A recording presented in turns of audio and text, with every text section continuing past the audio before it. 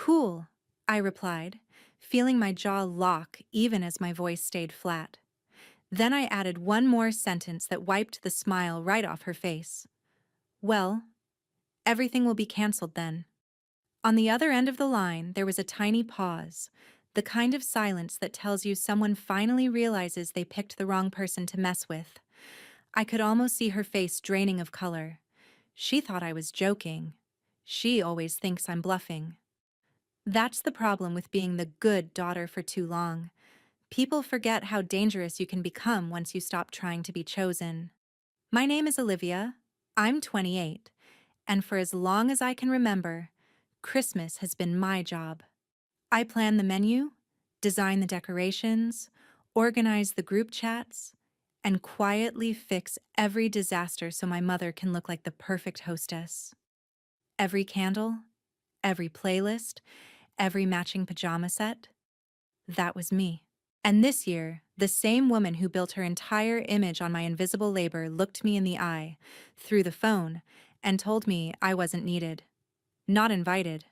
Not welcome. Something snapped. I didn't cry. I didn't beg. If I was not needed, then I would prove how needed I was. I had the guest list. I had the traditions. I had the leverage.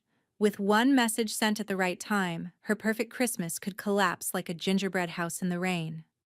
Have you ever wondered what happens when the quiet kid in the family finally decides to burn the script? Stay with me until the end, and I'll show you how one sentence turned our family holiday into the coldest revenge I've ever taken. When the call ended, I just stood there in my tiny Los Angeles kitchen, phone still in my hand, the screen gone black, my reflection staring back at me. No one needs you to come this Christmas. The words replayed in my head on a vicious loop. For years, I had built my entire December around that house, that table, that carefully curated illusion of a happy family. And just like that, I'd been erased with one sentence. The ridiculous thing is, she said it like she was doing me a favor, as if cutting me out was some sort of mercy. That's the kind of woman my mother is. She breaks you, then acts like she's freeing you. Her name is Margaret, but to everyone else she's the woman who makes Christmas magical. Perfect tree, perfect food, perfect family photos. They clap for her every year. They never see the group chats I manage, the spreadsheets I make, the last-minute store runs I do when she forgets basic things like napkins or actual gifts for certain relatives. They don't see me scrubbing pans at midnight while she accepts all the praise like a queen accepting flowers at the end of a show. My brother Ryan just jokes that I'm good at this stuff. Easy for him to say. His contribution is showing up and existing. Mine is everything else. I thought back to last year when the oven broke an hour before people arrived. She stood there panicking, already rehearsing her victim speech about unreliable appliances and how hard she tried. I quietly ordered emergency catering, rearranged the timing, and lied to everyone about a fun surprise menu change. She got compliments for being so creative. I got a half-hearted thanks, Liv, while she posed for pictures in front of the table I saved. So when she told me this year that no one needs you to come, something dark inside me laughed. If I disappeared, that house wouldn't just feel emptier, it would fall apart. I'm the one who reminds Uncle James about his flight. I'm the one who picks up Grandma so she doesn't sit alone at home. I'm the one who organizes the Secret Santa list, who texts cousins their assignments, who nudges everyone to bring what they promised. Without me, there is no Christmas. Not the version they're used to. The more I thought about it, the clearer it became. For once, I held the power. For once, I could be the one who decides how the story goes. She thinks I'll stay in my lane, cry a little, and still show up with cookies and gifts like a loyal little soldier. But this time, I'm done being the background character in a holiday she takes credit for. I opened our big family Christmas group chat and stared at the list of names, uncles, aunts, cousins, neighbors, even dad, all neatly lined up under my admin status. Admin. That word suddenly felt like a loaded weapon. I didn't type anything yet. I just let the idea breathe. If the person you treat as disposable suddenly stops doing the invisible work that holds your life together, what happens? Would you still show up smiling if your own mother told you that you weren't needed? Or would you finally show her exactly how much of her perfect life is built on your back? The next morning, my phone started buzzing before my alarm even went off. I didn't need to check to know who it was. Ryan. Of course. He always shows up when Mom wants something softened. I let it ring twice, 3 times, then picked up. What? I said. No hello. No fake sweetness. Just that. Wow. Good morning to you too. He scoffed lightly, then lowered his voice like he was slipping into his favorite role. Peacemaker. Look, Mom told me what happened. She didn't mean it like that. You know how she gets when she's stressed. There it was. The classic family translation. She emotionally stabbed you, but don't bleed on the carpet. She said no one needs me, I replied. She meant it, he insisted. She just doesn't want drama this year. She's tired. You know she's been doing this alone for years. I laughed, and it came out sharp. Doing what alone? Ordering me around? He ignored that. Anyway, even if you're not coming, can you at least help with the usual stuff? The group chats, the reminders, the playlist? You're kidding, I cut in. So I'm not needed, but my work still is? Silence. Then a frustrated exhale. Olivia, don't be dramatic. This isn't about you. I felt my fingers dig into the edge of the counter. Really? Because she literally made it about me. Ryan kept going, like he was reading from a script Mom had approved. Mom's worried. She thinks you're pulling away. She's the one who paid for your college, your apartment deposit, everything. At least you could make Christmas easy on her. A bitter taste filled my mouth. Paid for my college? I repeated. You mean the college I dropped out of after 1 semester because there wasn't enough money for me to go back? Oh my God, not this again, he muttered. You know things were tight. She did what she had to do. She even used your fund when Dad's business went south. For all of us. Stop acting like you're the only victim. My brain stalled. What fund? There was a tiny pause, like he realized too late what he'd said. Nothing. Look, forget it. Just, can you send the reminder in the group? People are asking about the start time. But I wasn't listening anymore. My heart didn't sink. It hardened. There had been a fund. Money meant for me. Money I'd never seen. I have to go, I said quietly, and hung up before he could spin another story. Later that day, I dug through old emails, files, anything that might prove my instincts right. I found an old message from a bank we used to go to when I was a teenager. An account in my name, opened when I was a kid. Attached was a note, college savings, for Olivia only. The last transaction showed the balance drained 5 years ago. Same year Ryan suddenly got bailed out of a mess with his credit cards. The withdrawal authorization had 2 names on it, mine and Margaret's. My signature looked off, sloppier than I remembered. My hands shook, but not from sadness, from clarity. She hadn't just cut me out of Christmas. She'd been cutting pieces out of my future for years. And now she wanted me quiet and obedient for one more performance. I opened the family Christmas chat again. This time, I didn't hesitate. I created a new group, Christmas Update 24th. I added everyone, except Mom and Ryan. Then I wrote, "Hey everyone, just a quick update. Mom told me she's feeling really overwhelmed this year and doesn't want a big crowd. She asked me to scale things down, so I'll be hosting anyone who still wants to celebrate at my place in LA. Totally understand if you already have other plans, but if you'd like a warm meal, presents, and some real talk, my door's open."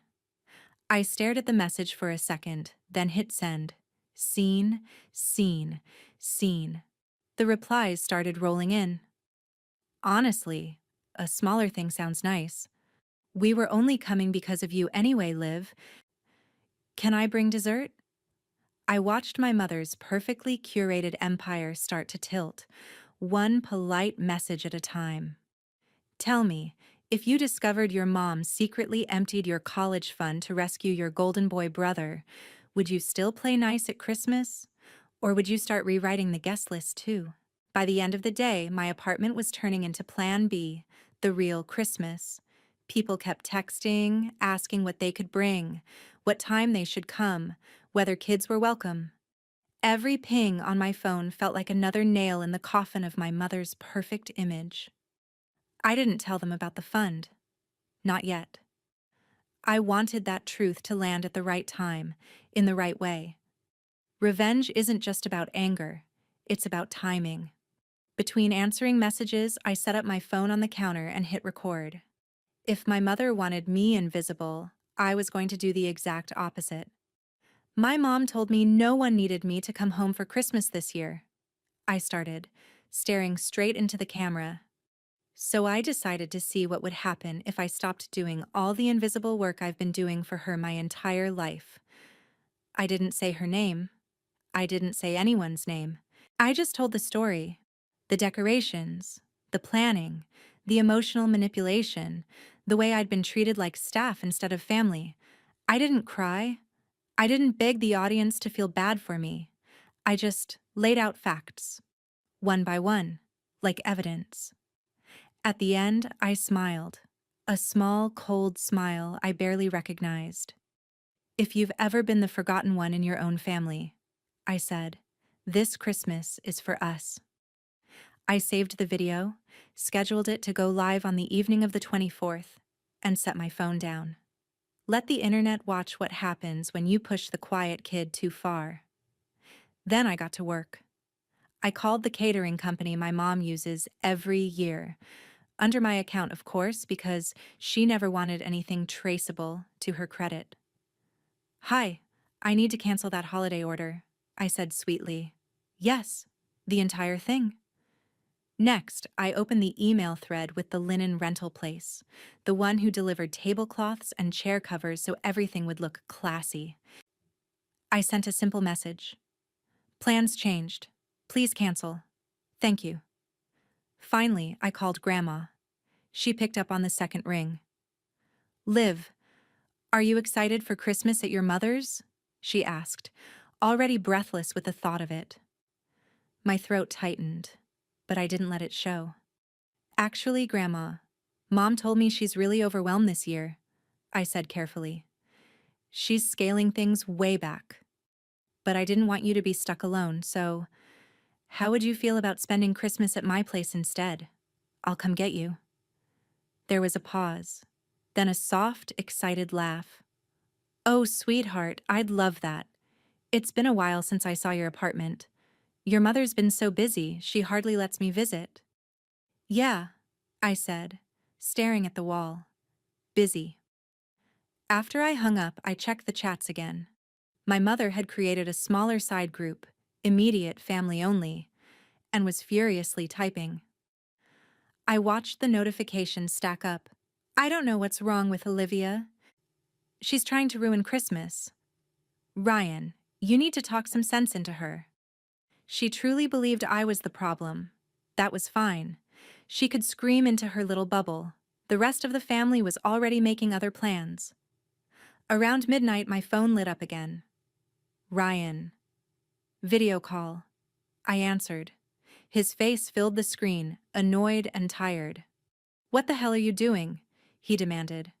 People keep asking if Christmas is canceled at Mom's. Did you tell them that? I told them Mom wanted something smaller, I replied calmly. Which is true. She doesn't want me there, remember? You're twisting things, he snapped. She just wanted less chaos. Then she got exactly what she asked for, I said. Less people, less chaos, less me. His jaw clenched. You're taking this too far, Olivia. This is family. You can't just sabotage Christmas. Funny, I said, because she had no problem sabotaging my future the day she signed away my college fund. This time, he didn't have a quick comeback. He just stared at me.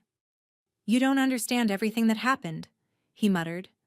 Maybe I don't, I agreed, but she's about to. I ended the call before he could answer. Sometimes the most powerful thing you can do is stop explaining yourself to people who never listen. If your whole family was built on a lie you didn't consent to, how far would you go to finally make everyone see the truth? 2 days before Christmas, the mask finally slipped. My phone rang again, and this time it was my mother. Not texting, not hiding behind Ryan. A full, old-fashioned call. I let it ring long enough to make a point, then answered. Yes, I said. No. Hi, Mom. No forced cheer, just that. What do you think you're doing? She hissed. No hello from her either. I just got off the phone with your aunt. She says you told her I canceled Christmas. I told her you didn't want a big crowd, I corrected. Which is what you told me when you said no one needs me to come. Don't twist my words, she snapped. You know I was talking about your attitude, not your presence.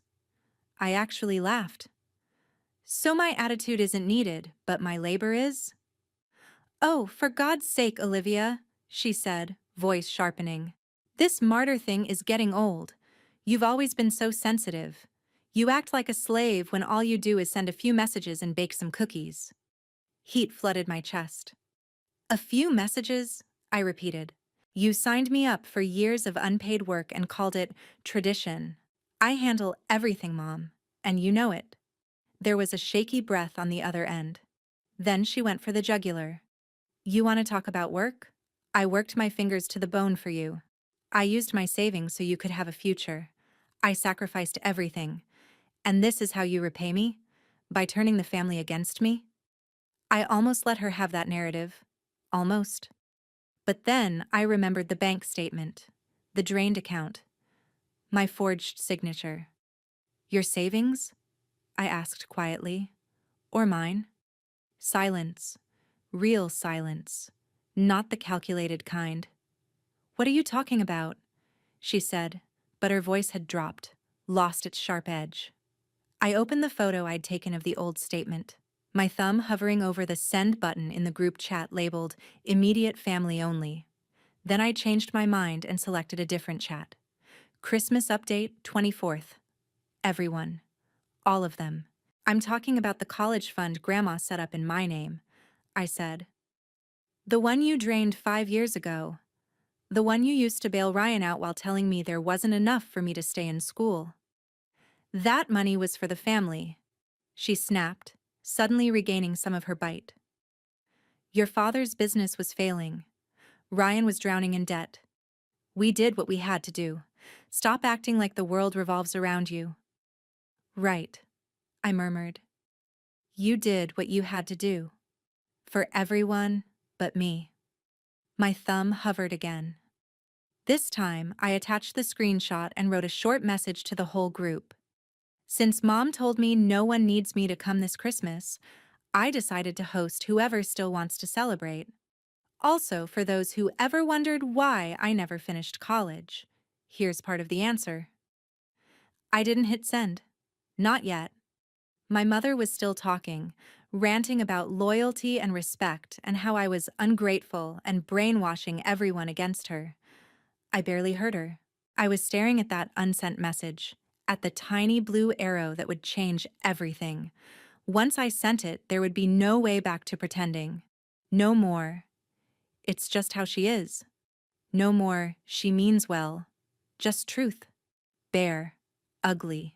Real. You think you're so powerful, she spat. You think you can ruin my Christmas? Let me be very clear, Olivia. No one needs you to come. Stay in your little apartment with your pity party. We'll be just fine without you. I felt my face go cold. There it was. This time, no excuses. No wrong tone. No, you misheard me. Just the sentence, again, with all the venom fully exposed. I pulled the phone away from my ear and looked at her contact name on the screen, hearing her voice still going on and on. Then I brought it back and said calmly, "Cool." I could almost hear her smirk before I added, "Well, everything will be canceled then." I ended the call and, without giving myself one more second to hesitate, hit send.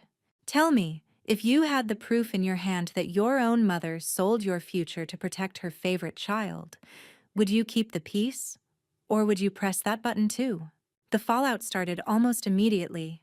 My phone lit up like a Christmas tree, only this time the lights were accusations, shock, and disbelief. "Is this real?" a cousin wrote. "What fund?" another asked. Grandma sent a confused voice note asking if this was some kind of mistake. I replied once, clearly, "It's real. I just found out myself. I'm not asking anyone to take sides. I'm just not hiding it anymore." After that, I let the chat run wild. People started sharing their own stories. Times my mother had borrowed money, shifted blame, twisted truth. It was like ripping up a carpet and finding mold underneath. Everyone had smelled something off for years. Now they finally saw it. Meanwhile, in the immediate family-only chat, my mother completely unraveled. "How dare you air private family matters?" she wrote. "This is a betrayal." Ryan tried to play mediator again. "Mom, calm down. We can talk about this later," he typed. But even in text, I could feel his panic. He hadn't known I'd found proof. He hadn't expected me to aim this high. On the morning of December 24th, my scheduled video went live. My notifications exploded as strangers on the internet poured in. Comments, likes, shares, people telling me their own stories, their own toxic holiday traditions, their own mothers who treated them like props. I read enough to realize something important. I wasn't alone. And my family wasn't unique. It was just finally being dragged into the light. By late afternoon, my apartment smelled like cinnamon and roasted garlic. I moved between the stove and the door, letting in guests as they arrived. Cousins with casseroles, an uncle with bottles of wine, neighbors who'd seen my video and knocked just to drop off a dessert and a hug. Grandma arrived with me, clinging to my arm, teary-eyed but smiling. "You did all this yourself?" she whispered as she looked around. "All these years and you never got credit. I'm sorry I didn't see it sooner." I swallowed the lump in my throat and squeezed her hand. "You see it now. That's enough." Around 7 in the evening, my dad called. I almost didn't answer, but something in me needed to hear his voice. "Liv," he said, sounding older than I remembered.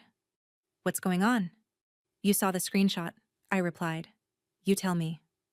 He sighed. "Things were complicated back then. I was drowning in debt. Your mother made choices. With my money," I said. "With my future. Without my consent." There was a pause, then a quiet admission. "Yes." I waited for an apology. It never came. Instead, he said, "Your mother is devastated. Half the family isn't coming. Your brother just left the house furious. Is this what you wanted?" I looked around my crowded apartment. People laughing, clinking glasses, kids playing with wrapping paper on the floor. It felt messy and loud and real. "I wanted the truth," I said. "Whatever comes with it is just consequence." "You've humiliated her," he said. "She's sitting at a table set for 20, and there are 4 of us here." For a second, a tiny flicker of guilt tried to claw its way in. Then I remembered myself at 18, crying quietly in my room because I couldn't go back to school, being told, "There's nothing we can do," while my brother mysteriously got bailed out of his 3rd financial disaster. I remembered her saying I was too sensitive whenever she hurt me. I remembered her voice saying, "No one needs you to come this Christmas." "Then she finally knows how it feels," I replied. Every year, I sat at that table and felt like a placeholder. She chose this. I just stopped covering it up. He didn't respond.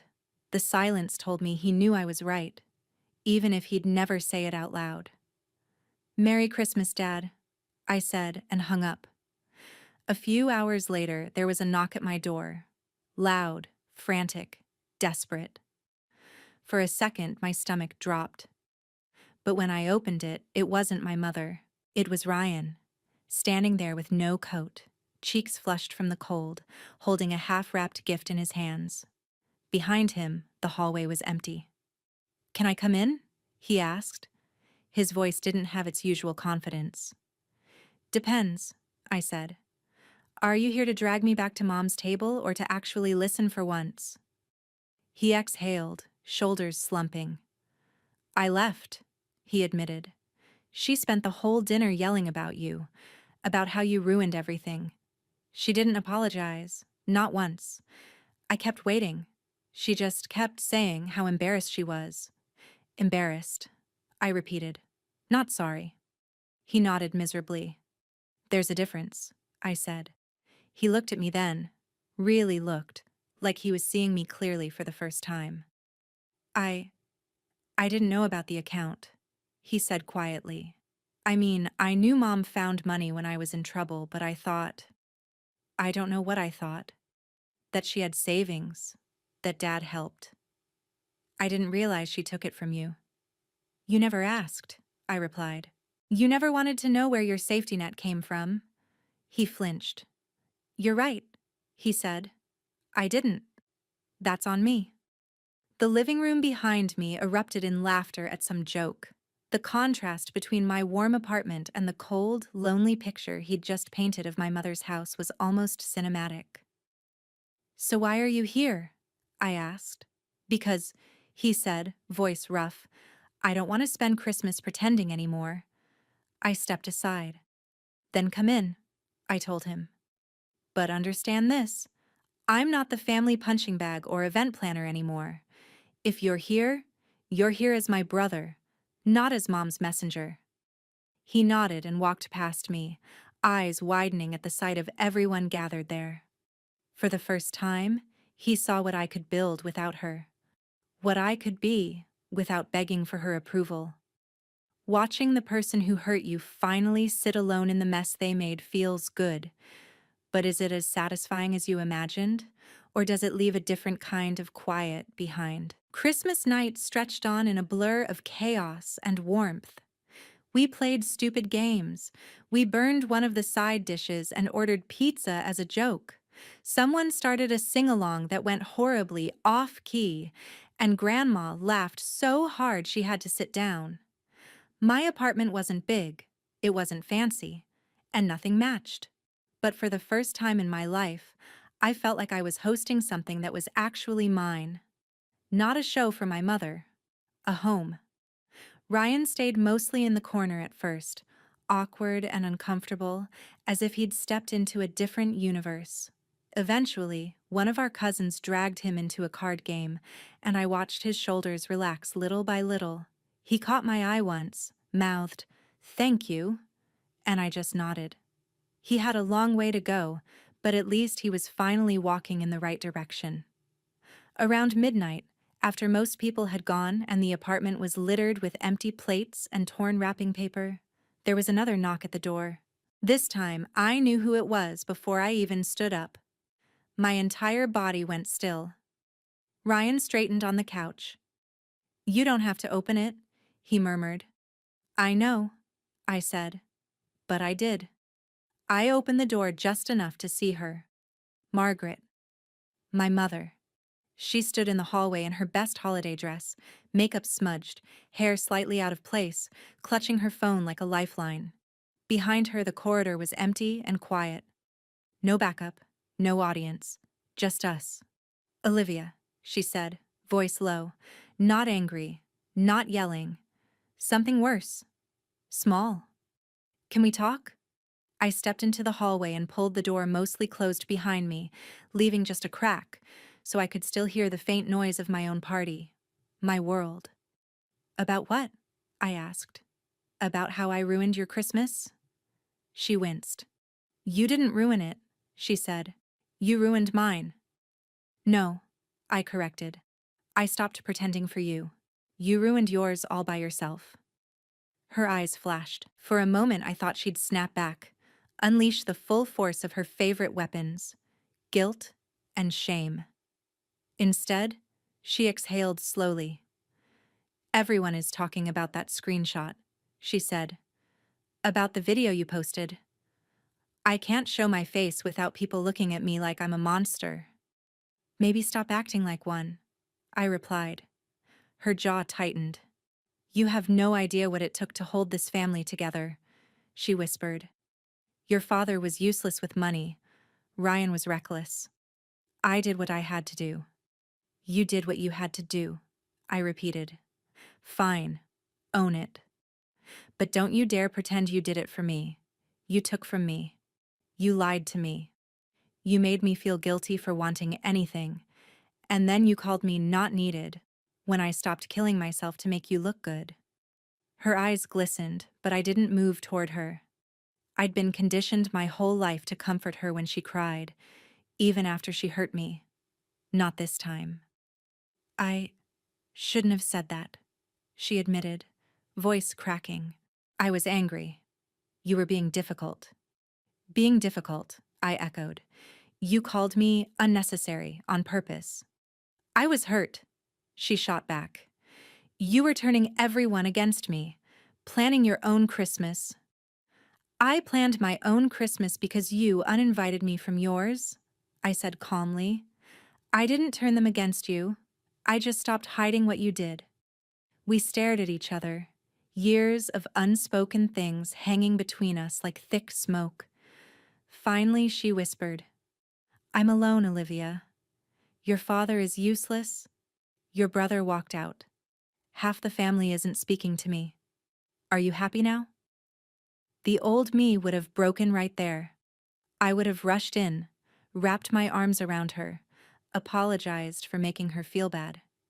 But tonight, I saw it for what it was. Not vulnerability, but manipulation. No, I said honestly. I'm not happy that you're alone. I'm happy that the truth is out. She blinked. So what now? She asked. You never come home again? You cut me off forever? Is that what you want? I looked back at the sliver of light coming from my apartment, at the blurry shapes of people moving around inside. Then I looked at her. What I want, I said slowly, is a mother who doesn't treat me like a servant or a spare part.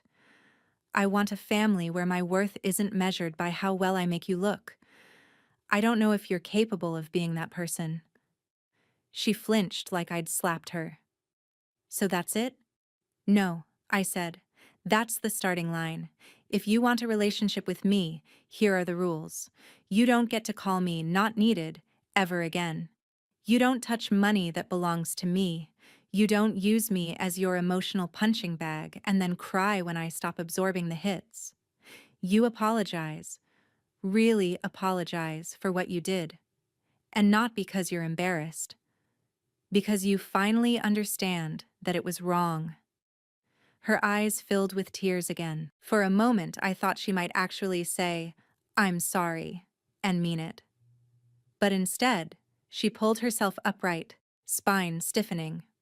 I don't deserve to be spoken to like this, she snapped, the old pride flaring back to life. After everything I've done, after everything I've sacrificed, I cut her off with a small, tired smile. Then you know where the door is, I said, and nodded toward the elevator. We both knew she wasn't coming inside. Not tonight. Maybe not for a long time. Maybe never. She stared at me, waiting for me to cave. I didn't. After a long, silent moment, she turned and walked away, heels clicking sharply against the floor. I watched until the elevator doors closed, until there was nothing left but my own reflection in the shiny metal. Then I went back inside. Ryan looked up anxiously when I entered. She here? He asked. She was, I said. She left. Did you? He trailed off, unsure what he was even asking. I told her the truth, I replied. For once, I told her the truth and didn't apologize for it. He nodded slowly, like that. More than anything, was the real revolution. Later, after everyone had gone and the apartment was quiet, I sat on the couch in the dim glow of the tree lights and let the weight of everything settle. I'd blown up my family's favorite holiday. I'd exposed long-buried secrets. I'd left my mother alone with the consequences of her own choices. And I'd celebrated Christmas, really celebrated it. For the first time in my life, revenge isn't clean. It doesn't magically fix the years you lost. It just makes sure the person who broke you finally stops walking around like they did nothing wrong. Does it feel good? Yes. Does it fix everything? No. But for the first time, the story is mine. If your mother told you, no one needs you to come this Christmas, would you swallow the hurt and show up anyway? Or would you cancel her perfect little show and build something real for yourself instead? And more importantly, if you were me, would you ever let her back in? Tell me in the comments. Would you choose revenge, forgiveness, or something in between?